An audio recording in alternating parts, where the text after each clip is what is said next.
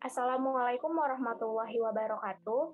Kami dari kelompok 7 yang terdiri atas Danin Hakim, Muhammad Aksal, Surya Darmawan Hidayat, Dora Kurniasih, Melina Supriyanti, dan saya Nurul Hanifah. Di sini kelompok kami akan membahas materi tentang integrasi ilmu dalam hidup bermasyarakat dan berkebudayaan. Untuk sub pembahasan yang pertama tentang konsep hidup bermasyarakat dan berkebudayaan akan dijelaskan oleh Melina dan Dora. Kepada Dora, dipersilahkan. Baik, terima kasih.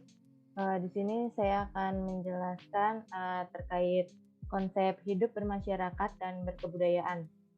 Sebagaimana yang kita ketahui bahwa makhluk Allah yang diciptakan di dunia ini kan dia sebagai khalifah. Manusia ini lahir, hidup, dan berkembang di dunia sehingga disebut juga sebagai makhluk duniawi. Hubungan manusia dengan dunia itu tidak hanya diwujudkan dalam sikap yang pasif, pasrah, dan menyesuaikan diri dengan tuntunan lingkungannya saja, melainkan justru diwujudkan dalam sikap yang aktif, terus memanfaatkan lingkungan untuk kepentingan hidup dan kehidupannya. Nah, manusia sendiri juga dia itu menjadi bagian diri satuan sosial budaya yang menjadi masyarakat. Nah, dalam perspektif Islam ini, konsep dalam hidup bermasyarakat itu khususnya menyangkut dengan antar umat beragama, bersifat sangat terbuka dan dialogis. Nah, masyarakat ini kan dia mampu gitu melahirkan, menciptakan, dan juga menumbuhkan dan mengembangkan kebudayaan. Nah, oleh karena itu, manusia dan kebudayaan ini tuh tidak dapat dipisahkan karena tanpa masyarakat, manusia itu akan mengalami kesulitan dalam membentuk budaya. Nah, begitupun sebaliknya, tanpa budaya, manusia itu tidak dapat mempertahankan kehidupannya. Nah, hal ini juga dia itu sejalan yang mana manusia ini disebut sebagai makhluk yang berbudaya. Artinya manusia yang diciptakan untuk menjalankan kewajiban dan tanggung jawabnya sebagai makhluk Tuhan.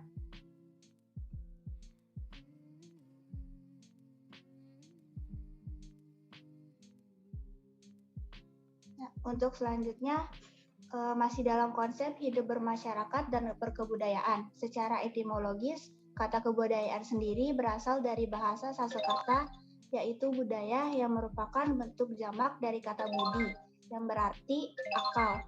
Sehingga kebudayaan dapat diartikan sebagai hasil pemikiran atau akal manusia.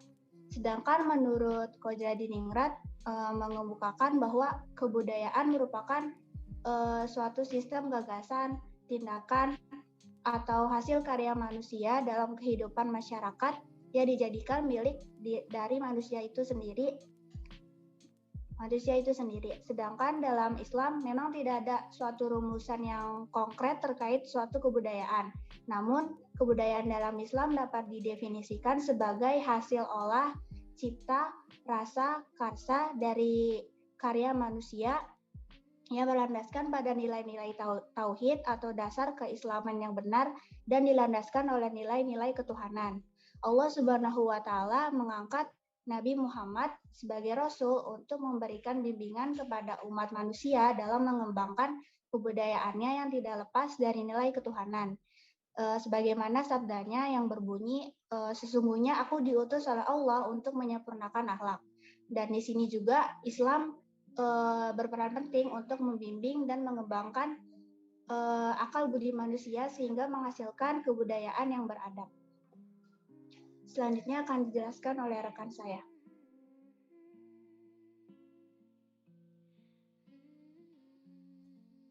Ya, terima kasih.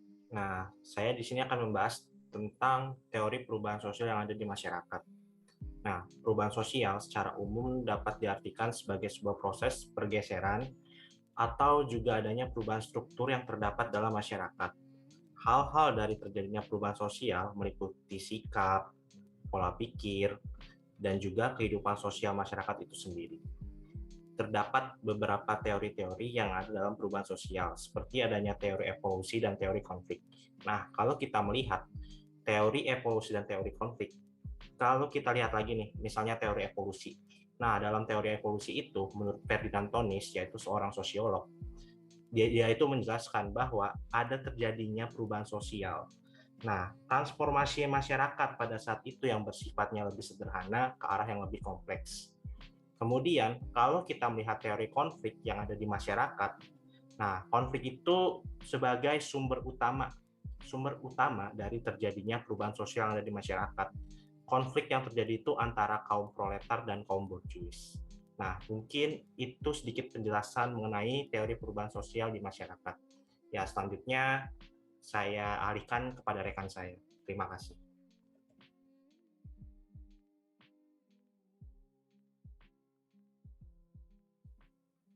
Nah ya, selanjutnya strategi kebudayaan dan transaksional dalam masyarakat. Hubungan antara agama dan budaya selalu menjadi topik perdebatan umat beragama. Kadangkala perdebatan ini muncul karena perspektif yang dibangun oleh mereka berbeda dari awal. Artinya frekuensi pemikirannya sangat berangkat dari landasan yang berbeda. Maka sebaiknya dalam membahas antara agama dan budaya modern ini harus disamakan frekuensinya. Disinilah letak perlunya menggali relasi antara agama dan budaya modern bagi siapapun agar dalam berdiskusi tidak selalu mengedepankan polemik. Relasi antara agama dan budaya berangkat dari relasi yang umum, yaitu relasi secara vertikal dan horizontal.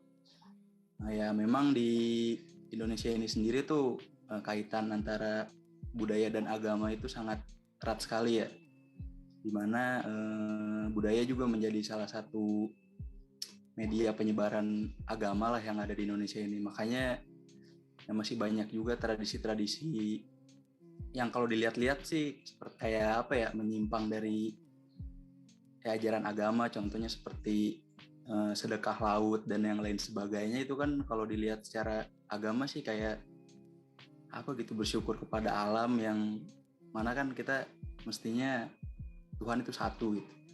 Cuma kan hal ini kan yang apa ya, yang kayak emang udah ada dari tradisi dari masa lalu tuh, ya emang harus dilestarikan mau gimana pun itu juga, asal dengan makna yang lebih apa ya, bijak gitu. Mungkin tujuannya ya kayak mungkin tradisi kayak munggahan gitu kalau di Sunda sebelum puasa tuh, mungkin kan kayak berbagi makanan kepada tetangga-tetangga di sekitar tuh, kalau dimaknai secara lebih bijaknya tuh kan kayak bisa menjalin silaturahmi antara apa ya, sesama manusia gitu. Mungkin cukup sekian dari strategi kebudayaan dan transaksional dalam masyarakat.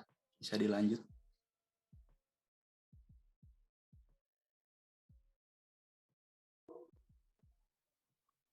Selanjutnya, tentang penerimaan terhadap kasus Madinah Fadilah atau Piagam Madinah dan masyarakat yang sebenar-benarnya. Piagam Madinah atau yang juga dikenal dengan sebutan Konstitusi Madinah merupakan sebuah perjanjian tertulis yang dibuat oleh Nabi Muhammad SAW. Nah, walaupun dibuatnya oleh Rasulullah, namun Rasulullah juga mengajak seluruh komponen masyarakat untuk menyampaikan gagasannya terkait dengan Piagam Madinah.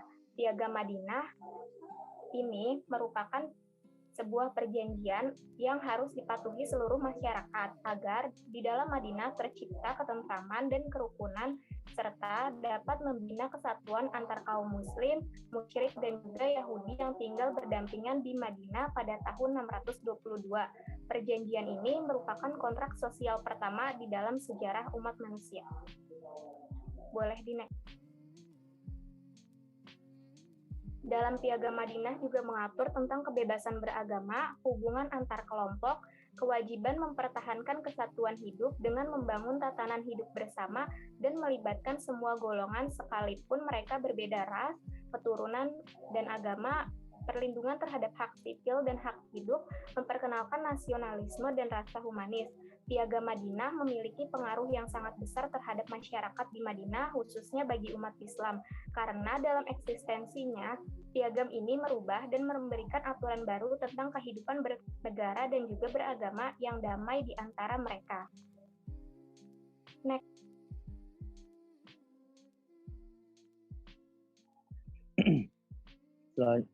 Selanjutnya, penerimaan terhadap kasus Madinah Al-Fadilah atau Piagam Madinah dan masyarakat yang sebenar-benarnya. Dalam Muhammadiyah, masyarakat Islam yang sebenar-benarnya sebuah visi penting untuk diwujudkan. Masyarakat Islam yang sebenarnya senantiasa menjadi masyarakat yang serba unggul atau utama dibanding masyarakat lainnya. Masyarakat yang sebenar-benarnya bahkan senantiasa dimiliki kepedulian tinggi terhadap keberlangsungan ekologis atau lingkungan hidup dan kualitas martabat hidup manusia baik laki-laki maupun perempuan dalam hubungan yang menjunjung tinggi kemaslahatan, keadilan, dan serba kebajikan dalam hidup. Next. Secara konsepsi operasional mengenai masyarakat Islam yang sebenar-benarnya, nah, masyarakat Islam yang sebenar-benarnya itu memiliki karakteristik bertuhan, beribadah, serta hanya tunduk dan patuh kepada Allah. Perjuangan dan langkahnya juga hanya berpegang teguh kepada ajaran Allah, menjunjung tinggi hukum Allah di atas hukum manapun. Sementara secara komunal, masyarakat Islam yang sebenar-benarnya memiliki karakteristik hidup dalam kesejahteraan baik atas dasar jaminan negara, kedermawanan, dan demokratis. Next. Mungkin itu saja materi yang dapat kami jelaskan terkait tentang integrasi dalam hidup bermasyarakat dan berkebudayaan. Apabila ada pertanyaan, bisa didiskusikan di forum diskusi. Lebih kurangnya mohon maaf. Wassalamualaikum warahmatullahi wabarakatuh.